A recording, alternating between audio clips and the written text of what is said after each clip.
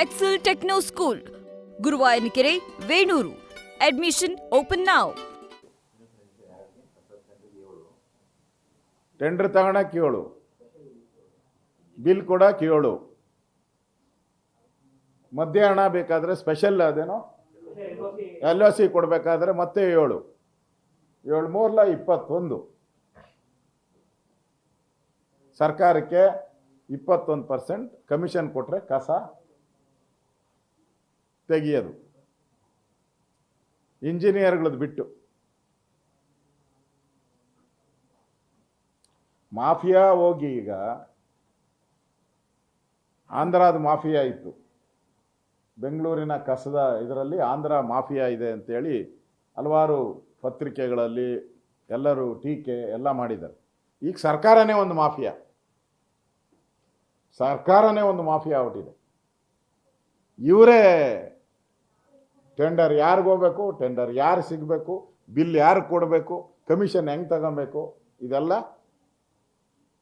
ಇವರೇ ದೊಡ್ಡ ಮಾಫಿಯಾ. ಇವತ್ತು ಕಸದ ಮಾಫಿಯಾ ಅಲ್ಲ ಇವತ್ತಿರೋದು, ಇದು ಕಾಂಗ್ರೆಸ್ ಸರ್ಕಾರದ ಮಾಫಿಯಾ ಇವತ್ತು ಕಸದ ಹಿಡಿತವನ್ನು ತಗೊಂಡಿದ್ದಾರೆ.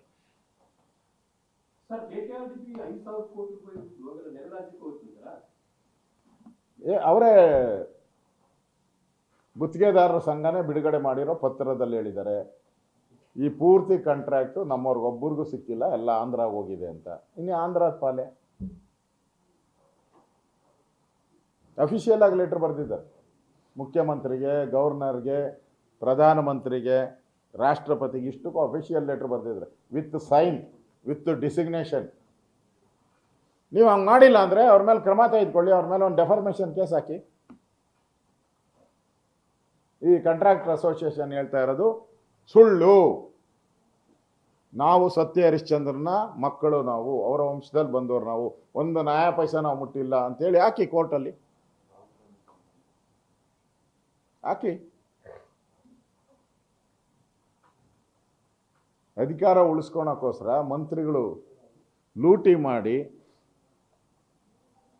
ಎಲ್ಲ ರಾಹುಲ್ ಗಾಂಧಿ ಅವರ ಚುನಾವಣಾ ವೆಚ್ಚಕ್ಕೆ ಕಳಿಸ್ತಾ ಇದ್ದಾರೆ ಅಷ್ಟೇ. ಮಾಧ್ಯಮದ ಮೇಲೆ ರೆಸ್ಟ್ರಿಕ್ಷನ್ಸ್ ಹಾಕಿದೆ ಸರ್ ಸರ್ಕಾರ. ಕೇವಲ ಒಂದು ಬೈಟಾಣಗಿಲ್ಲ, ಎಲ್ಲೂ ಕೂಡ ಸಿಬ್ಬಂದಿ ಆಡಳಿತ ಇಲಾಖೆ ಪತ್ರ ಬರೆದಿದೆ.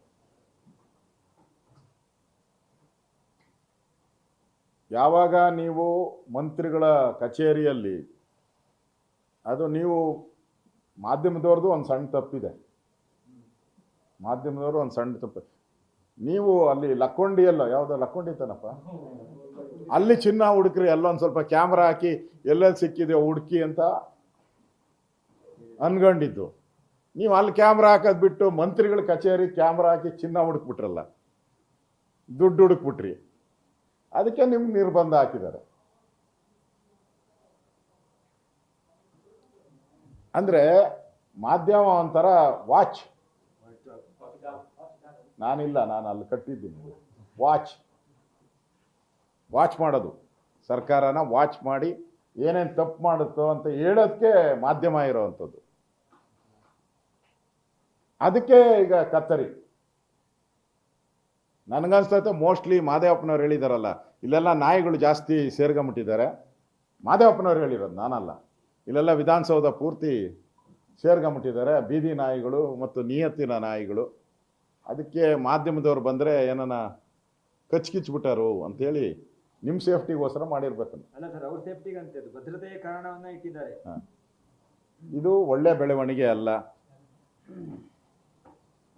ಇದರಿಂದ ಸರ್ಕಾರ ಕಳ್ತನ ಮಾಡ್ತಾ ಇದೆ, ಲೂಟಿ ಹೊಡಿತಾ ಇದೆ ಅನ್ನೋದಕ್ಕೆ ಮುಚ್ಕೊಳಕ್ಕೋಸ್ಕರ ಈ ಥರ ಮಾಧ್ಯಮವನ್ನು ರಿಸ್ಟ್ರಿಕ್ಟ್ ಮಾಡಿದ್ದೀರಾ ಅಂತ ಜನ ಈಗಾಗಲೇ ಮಾತಾಡ್ತಾ ಇದ್ದಾರೆ. ಆಗಲೇ ಬೆಳಗ್ಗೆಯಿಂದ ಇವರ ಆದೇಶ ಬಂದಾಗಿಂದನೂ ಕೂಡ ಜನ ಮಾತಾಡ್ತಾ ಇದ್ದಾರೆ. ಲೂಟಿ ಮಾಡ್ತಾ ಇದ್ದಾರೆ, ಅದನ್ನು ತಡೆಯಕ್ಕೆ ಹೋಗಿದ್ದಕ್ಕೋಸ್ಕರ ಮಾಧ್ಯಮದ ಮೇಲೆ ಈ ಥರ ರೆಸ್ಟ್ರಿಕ್ಷನ್ ಹಾಕಿದ್ದಾರೆ ಅಂತ ಜನ ಮಾತಾಡ್ತಾ ಇದ್ದಾರೆ. ಇದು ಒಳ್ಳೆಯದಲ್ಲ. ನಾನು ಒಬ್ಬ ವಿರೋಧ ಪಕ್ಷದ ನಾಯಕನಾಗಿ ಹೇಳ್ತಾ ಇದ್ದೀನಿ, ಇದನ್ನು ಕೂಡಲೇ ವಾಪಸ್ ಪಡಿಬೇಕು. DPR ಅವರು ಇದನ್ನು ಕೂಡಲೇ ವಾಪಸ್ ಪಡಿಬೇಕು ಅನ್ನೋ ಆಗ್ರಹವನ್ನು ಮಾಡ್ತಾ ಇದ್ದೀನಿ.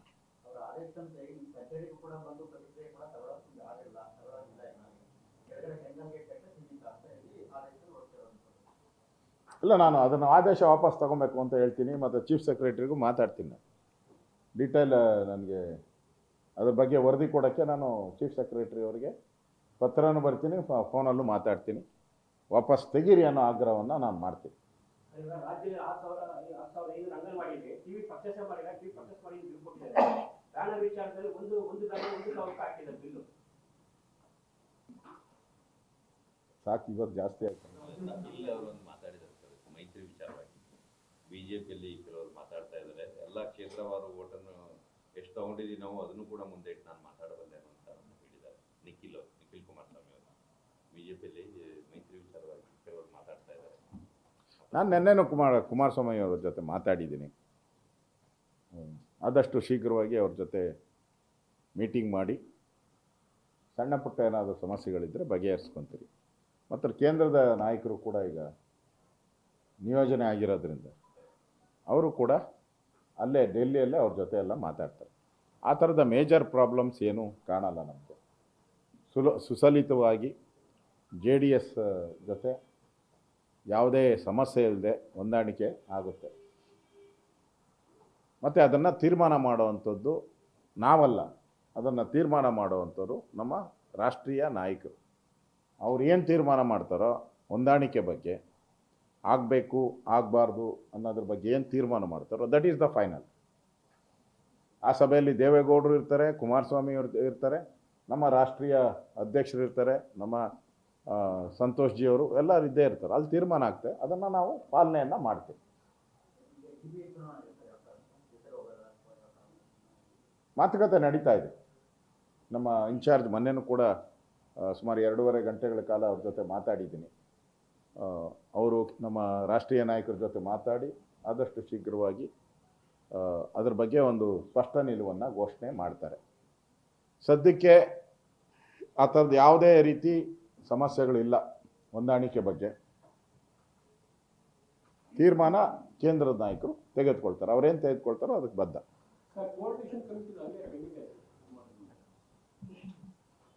ಅದಕ್ಕೆ ಡೆಲ್ಲಿಯಿಂದ ಬಂದಿದ್ದಾರಲ್ಲ, ಈಗ ರಾಮ್ ಮಾಧವ್ ಅವರು ಬಂದಿದ್ದಾರೆ. ಅವರು ಕೋಆರ್ಡಿನೇಷನ್ ಒಂದು ಮೀಟಿಂಗ್ ಕರೀತಾರೆ, ಅದರಲ್ಲಿ ನಾವು ಕೂಡ ಇರ್ತೀರಿ, ಮಾತಾಡ್ತೀರಿ. ಓಕೆ. ನ್ಯೂಸ್ ಫಸ್ಟ್ ನಿರ್ಭೀತಿಯಿಂದ ನಿಮ್ಮ ಪರವಾಗಿ.